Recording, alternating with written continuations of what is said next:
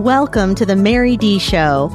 I'm your host, Mary Dee, here to be your guide as we extract wisdom and life lessons from top CEOs, thought leaders, artists, spiritual luminaries, and wellness experts. My intention is to bring you value in every show that sparks an idea, helps you break a limiting belief, or encourages you to create thoughts that uplevel your life so that you can know from the deepest parts of your soul that everything you want is available to you and that abundance is your birthright. In 2018, I healed from breast cancer holistically after surgery without the use of chemotherapy or pharmaceuticals. I love biohacking and plant medicine and exploring spirituality and what it means to be in relationship with spirit so that we can feel whole and complete no matter what life throws at us. My specialty in the business world is strategy and leadership, and my gift to each of you is my ability to listen so that I can help others see themselves. In each episode, I want to sprinkle you with some hope dust, tickle your funny bone, and inspire you to find your inner roar. Get ready to live your most aligned, purposeful, and joy-filled life now, and enjoy the show. I hope that you are having a beautiful day and that life is ebbing and flowing your way with ease and abundance. On today's show, we are going to have a little chat about death. Now, I know some of you might be saying, Mary, death is such a morbid subject. How are you going to catalyze my joy with a subject like death? And to you, my friend, I say, give me a few minutes and I'm going to break it all down for you in a way that I hope will give you some hope or clarity around an area that a lot of people associate with pain and suffering and the unknown. I'm also going to share a few stories with you, and then I'm going to share with you what I know now about death that I wished I knew before I had to deal with the aftermath of it. And I will also share my own near-death experience that has helped me drive out some of my own beliefs about death. And lastly, I'm going to share a prayer with you to wish anyone that you're losing or have lost a beautiful passage into the great beyond and hope that it brings you and your loved one some comfort. I'm actually inspired to talk about death because it's actually been coming up for me lately with my parents who are older. And it's also been a theme for quite a few of my close friends these past few months. So I've been having a lot of conversations on the topic. I love my mom so much, and it's hard to look at her and see some of the physical pain she's having to go through as her body changes and matures. We're going to celebrate her 79th birthday soon, and I'm reminded that each moment I get with her is special. And one day, when her physical body isn't here, I know that I will still remember how she makes me feel. And at the end of the day, that's what we're remembered by, how we make people feel. Back in April, I was visiting my parents and my dad was going to have knee surgery. He had one before on his left leg, and this time they were going in to do the right. He asked me to be available, so of course I was. We took him to pre-op. Everything looks good. And then Friday comes along. We have him in surgery by 10 a.m. while my mom and I sit and wait. We've done this once before, so pretty much everything went just like it did the time before. Except this time my dad was experiencing a little more post-surgery pain in his leg. After a few hours, was up and walking on his new knee, which is great. I got them settled into his room for the night, and then I went home to decompress and wait for the call in the morning for my dad's discharge. It had already been a long day, and I was home, decompressing, in the bath, and my phone rings. And it's already past 11 o'clock at night, and I'm surprised that my phone is ringing. And as I go to pick it up, I realize that my mom is on the other line, and she's telling me that they have to take my dad to the ICU over to another hospital, and she's not allowed to ride in the ambulance. I am slightly confused because I don't know why my dad suddenly needs to go to the ICU. And then a nurse pops on the line to tell me that my dad has had a condition that they call a heart block, and his beats per minute dropped down to 20 beats per minute, and that almost sent him into cardiac arrest. They don't know why it happened, but they know they are not equipped at that hospital to handle an emergency of that magnitude if it happens again. I get dressed and head to the hospital to collect my mom. We wait until the ambulance arrives and we follow behind the ambulance a block over to the main hospital.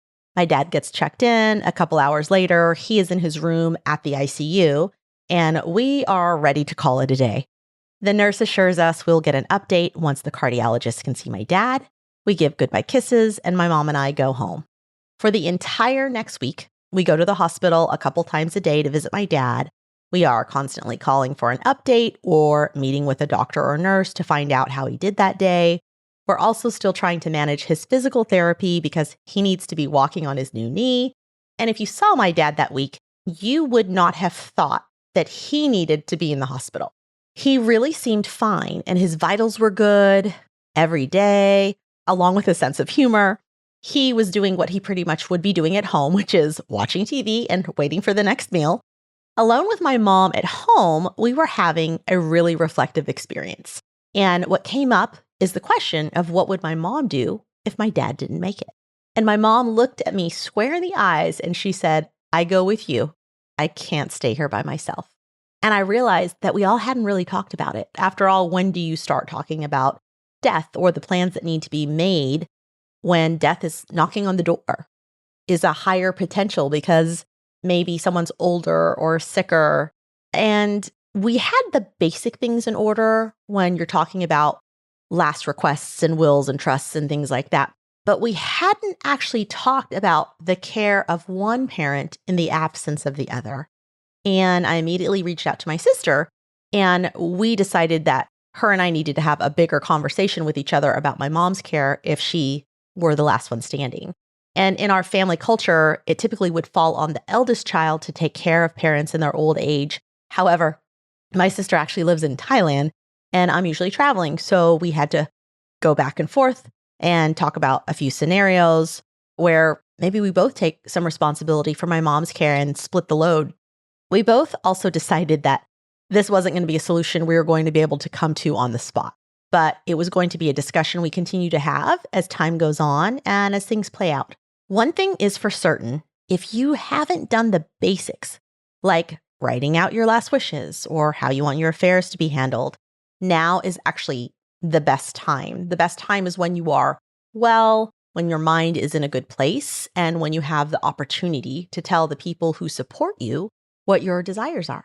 Too often, we think we have more time and then someone passes and we have no idea what they would want. And in coping with our own grief, we now have the added weight of making hard decisions, trying to honor their life, but not really knowing what it was they wanted. So whether that's you, your partner, or the parental figures in your life, I really encourage you to have the conversation so that there's no confusion or doubt over what's desired. I also remember when my grandmother was ailing, and a couple years before her death, every time the ambulance would show up, she would start taking off her jewelry and basically throwing it at us because she was sure that the paramedics and hospital staff were going to take the jewelry off her body if she left the house with it on. And the day of her funeral, my uncle, deep in his own grief, pulls out a pair of her earrings from his pocket and says to me, "Do you think she wants to wear these earrings?"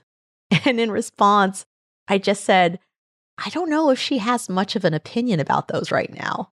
My grandma wasn't really specific about her outfit for the day of her service. She kind of left it all to us and we did the best we could. My grandma was just a few months short of 87 when she passed away. And in my eyes, she lived such a full and beautiful life. She deserved to be put to rest and any suffering that her physical body was experiencing.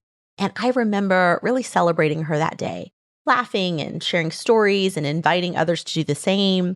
My uncle, on the other hand, was really devastated.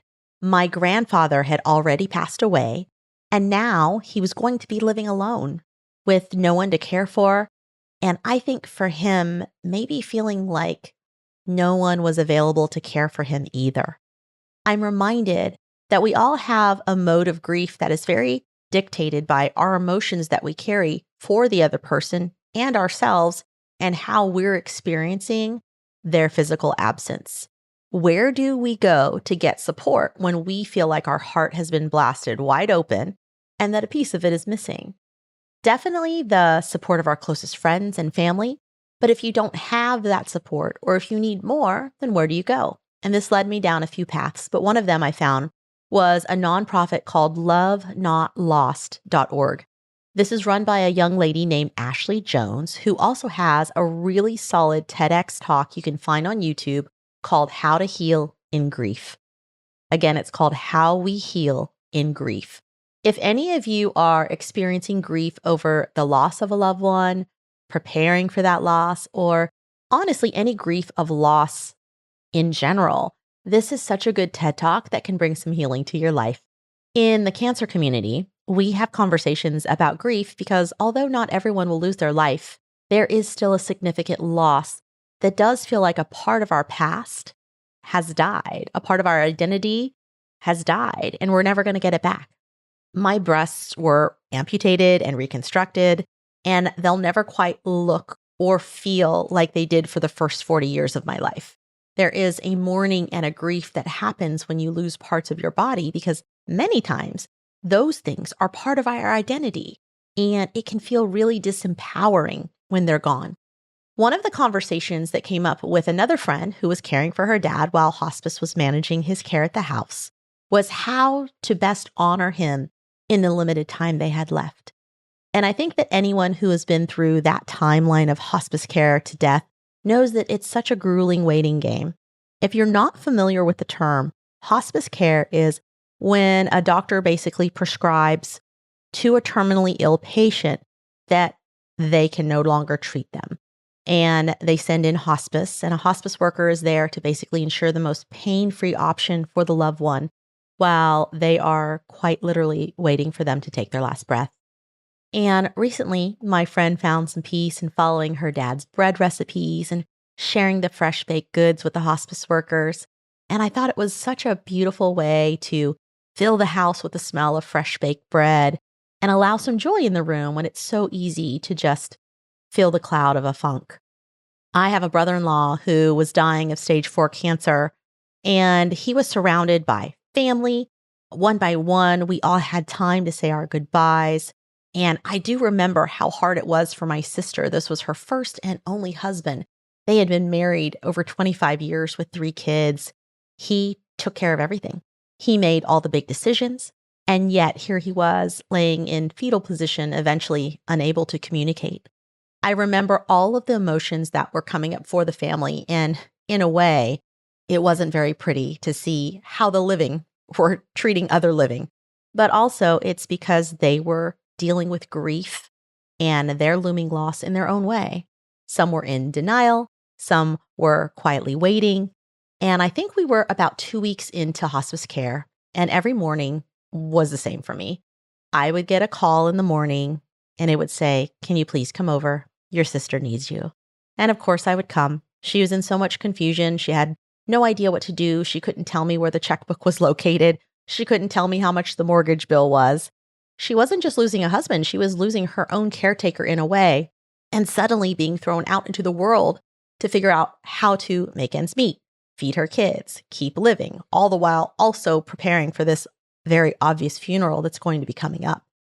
My brother-in-law was one of the steady men in my life growing up. I met him when I was 6 years old, and he was the man that taught me how to ride a bike. He raised me like I was one of his own kids. And what I know now that I didn't know then about death is that sometimes death is a mercy. And in the case of my brother-in-law, that mercy could not come soon enough. The mercy isn't just for the body that is suffering from its dis-ease or a life well lived. It's also mercy for the people who are watching the suffering of someone that they love and care for but can't change the situation. Watching someone die can be painful, but watching someone suffer is cruel and grueling. I don't know why this is the case for me, but overall, I've always had a pretty big appetite for living on the edge and maybe been known for taking risks that are a little unnecessary. You know what they say, the bigger the risk, the bigger the reward. My mom used to always question why I seem to get such a kick out of thrill seeking. And a part of it is because as I experience life and go on adventures, they give me that big gush inside that reminds me that I'm alive. And at the end of each day, I get to put my head on the pillow and thank God for another day well lived. Playing it safe all the time or following all the rules I didn't make up doesn't feel like living to me. At the same time, my observation is that there is literally no rhyme or reason to death's timing, at least not one that I'm fully aware of or that can be proven scientifically. Some say that our souls come here to learn a lesson, and when that lesson is over, we pass on. Marketing ads will tell you that one more pill or 4 days of exercise a week will keep you living longer. But I see healthy people drop dead for no good reason, and a guy with a beer gut that chain smokes outlive a triathlete. The quality of that life might not be the same, but the quantity piece is such a mystery. People like to ask me if cancer changed me or changed my views about death or life. And honestly, my answer is no. I still believe that life is a cycle and that we can see it everywhere. There is a pattern to the science, and all things live and die, and this happens over and over and over again. Even a cloud dissipates into a vapor and then back into a cloud again. A tiny seed is planted in the dirt and grows to be 100 feet tall and live 100 years. It houses animals over the course of its time. It gives shade. It helps perch the birds, or it gets cut down to build things. If the tree dies, it simply falls over and begins to decompose, and eventually it becomes soil that eventually sees a seed that grows a new plant to start the cycle all over again. Everything has a transition and a transformation. The worm walks around on many little legs on the ground and on leaves and stems, and it spends its time eating and eventually spins itself into a cocoon to go through the chrysalis and emerge as this beautiful butterfly with wings that are colorful, and then it spends its days flying around pollinating flowers. And I think that we are more like butterflies than we might realize. I almost wonder if butterflies are here to give us that little hint at what it's actually like. I feel like our souls walk this earth like that worm. And then death shows up, and it is our chrysalis that sets us up for emerging as a whole new kind of thing that's free and beautiful. I was on a rafting trip and I almost drowned. It was back in the early 2000s, and our raft had hit a rock. It tipped all of us out. And where most people got washed down the river, lucky little me gets stuck right where the water's churning on the other side of the rock. And as I'm stuck in this washing machine of a situation, my helmet and my life jacket are keeping me afloat, but not enough for me to get my head out of the water for air. And I remember being under the water where my ears were plugged and most of the sound was the rapids. And I felt this deep sense of peace, a deep sense of calm. And I surrendered into the experience and distinctly remember saying to myself, someone is going to have to pull me out. And I waited. I held my breath for what felt like forever. I felt a hand reach for my shoulder, but he missed. And then I see the raft go over my head. And then I feel two hands grab both shoulders of that jacket and just yank me back up out of that water and onto the raft. And as I lay there, I took the biggest, most painful breath back to life. And this was so symbolic of rebirth for me. Think about a baby. Think about how a baby is in the caul, inside the amniotic fluid, and can hear everything happening in that kind of muted, watery, in your ears tone, but they haven't had their first breath yet. This day could have gone so differently, and instead of dying, I got to almost experience rebirth again.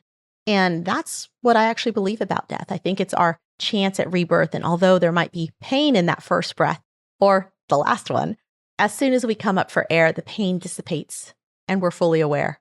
I was on a plant medicine journey with my friend psilocybin one night, and during this night, I had one of the deepest, most interesting moments with myself. Magic mushrooms have definitely deepened my relationship with myself and with spirit. I believe that plant medicines of the psychedelic nature are so healing and can be great teachers. And that has been my experience of them. I also believe in experiencing them in the right container with the right intentions. There's some amazing science and case studies for how these medicines heal the brain.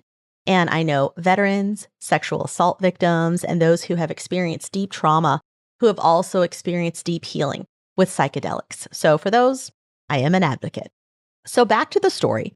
After doing a lot of verbal and emotional processing with my friend, I ended up in the bathroom and I couldn't get my pants back on.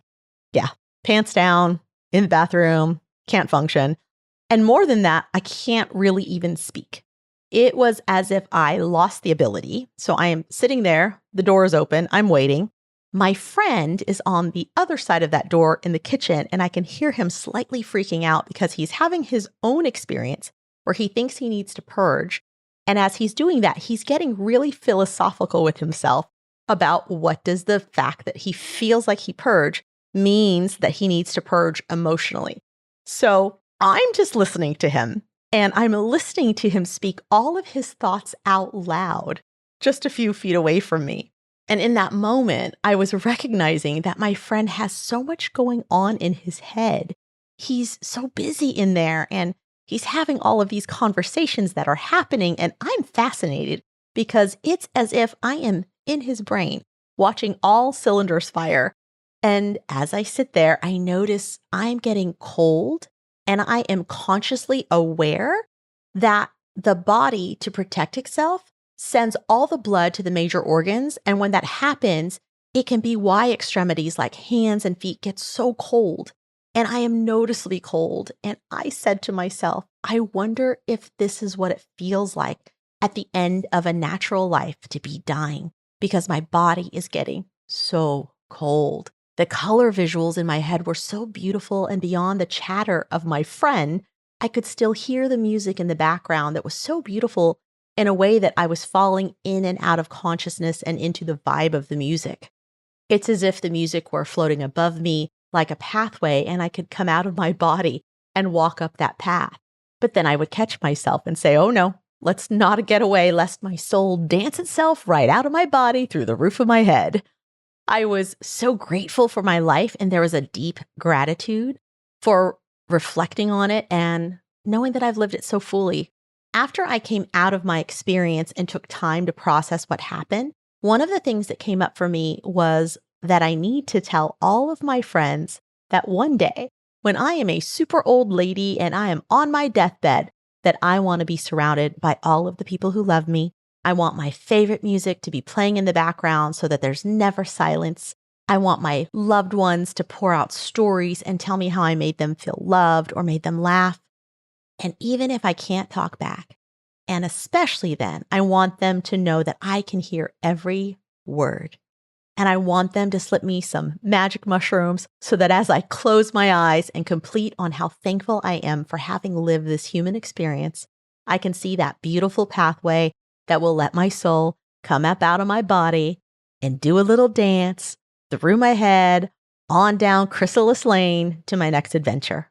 My mom would tell you that heaven is the next stop. A rowdy preacher might tell you that judgment is the next stop. And maybe they're right. Maybe even both of them are right. Maybe there's a judgment, then a version of hell, and then a version of heaven. And then you get to do it all over again as a tiger. We really don't know. And that's what makes the mystery a little scary or a little fun, depending on which way you lean. Don't worry, though. We're all going to find out.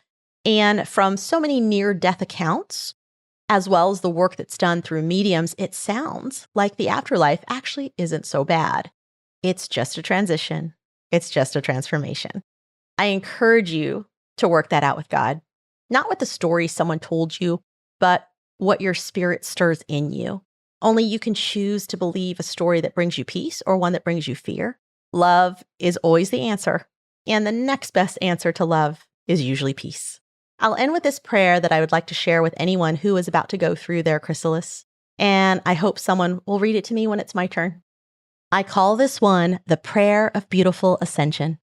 Most powerful and wonderful God, I call on you, Great Spirit, with your grand intelligence over all things, to be with us now in love and with the intention of only allowing what is of all pureness and all light, rebuking and forsaking evil, and being only available for that which is for each of our highest good. We invoke the help and support of our ancestors, angels, and all beings of light to surround us in your peace. Bring us comfort and watch over us as we watch over our loved one as they begin their journey from their current reality into a new chapter of being as they shed this human body and, like a caterpillar, enter the chrysalis to emerge into a new rebirth joyfully and in the splendor and beauty of a new path, just like the butterfly, given new wings that gets to soar freely. Complete relief of the hardships that come with being human and the comfort of knowing that all perceived wrongs in this life end here. Wrap them in your arms of forgiveness. Touch them with your grace and wisdom and mercy, and may they know that they'll be remembered with fondness and gratitude. Aho. I hope you enjoyed today's show. I am off to Costa Rica to sit with an indigenous tribe on a cosmic adventure, and hopefully I live to tell about it on a future episode. We'll release a new episode next week, and until then, may abundance always walk beside you, may joy always go before you, and may love always guide you on your path. Thank you for joining us on today's show. You can connect with me more at www.maryd.com. You can also catch us on YouTube at The Mary Dee Show. Head over to social media. You'll find me on Instagram and Facebook at The Mary Dee. Just look for the little blue check mark to ensure you're on my official page and not a copycat. I hope that today's session inspires you to live an aligned life where you get to take complete ownership of your feelings and decisions to live in your truth.